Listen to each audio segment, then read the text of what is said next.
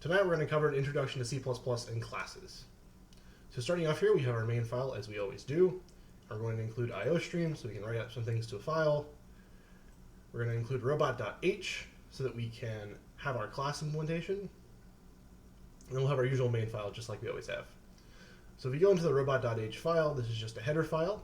And all this is doing is we're going to include IO stream because we're going to put out some stuff from inside the class.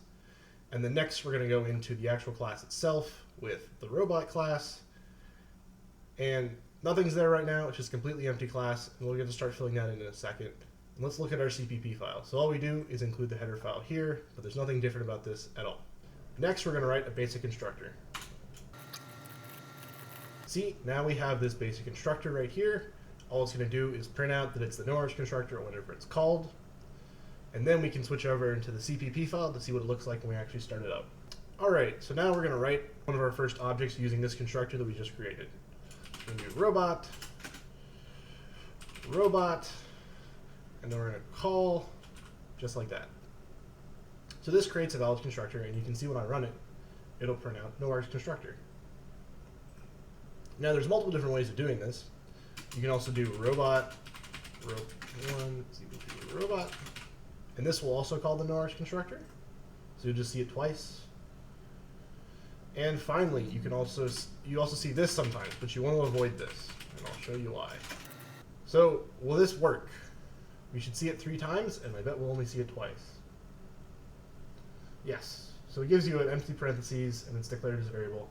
So this is not a valid way to construct an object since you're using the no-args constructor. So now that we've cleaned up the code here for a second, what we call constructor overloading. So here we have this constructor, and let's say we want to create another one, and we want to have a configurable variable. So we'll have integer number. So we go back to main.cpp. Here we will do, and then we're going to do this.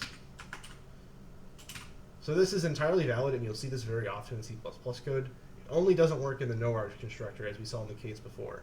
But when you have the argument in the constructor, it's totally fine.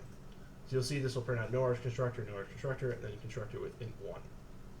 So now that we've cleaned up our main file, let's go back to our robot.h file. So here I've written both the constructors in the header file, but you don't necessarily need to do this. You can write them both in the robot.cpp file.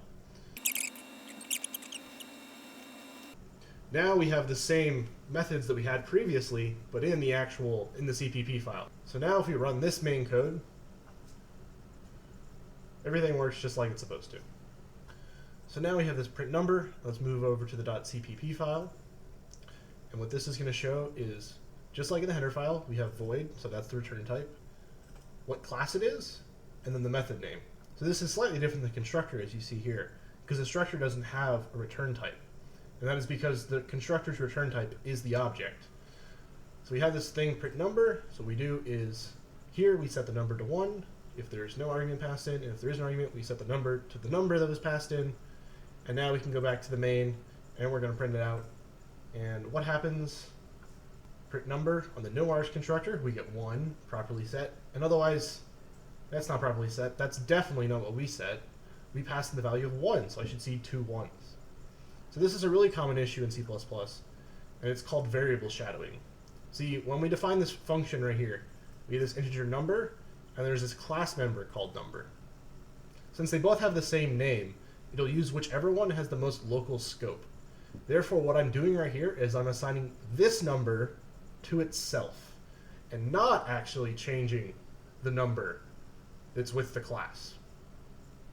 So the easiest way to prevent this is just to go into all of your class members and add an underscore. And if we go back to the main and we run again, we see exactly what we were expecting. So now let's look back at our header file. So we've gone over constructors, something that happens when the object gets constructed, and there's different ways to call it. So what about a destructor, something that happens when the object is destroyed? So to create a destructor, you just add this tilde symbol right here, and then the class name, and then there's no arguments. We can just define the function right here, just leave it, and this is exactly the same as the no-args destructor. So we can also print something out. So now we're just going to print out Destructor whenever the object is destructed using our own custom Destructor. So what we'll do is create the object, print out the number, and then destruct it as it goes out of scope.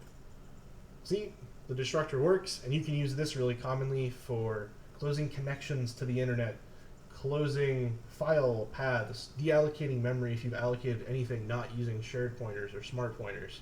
It'll automatically get destructed when the object gets destroyed. So that brings us to an important concept to look at, which is, see in this header file, I have this integer number. This is declared in the class scope, so it's tied to this robot class.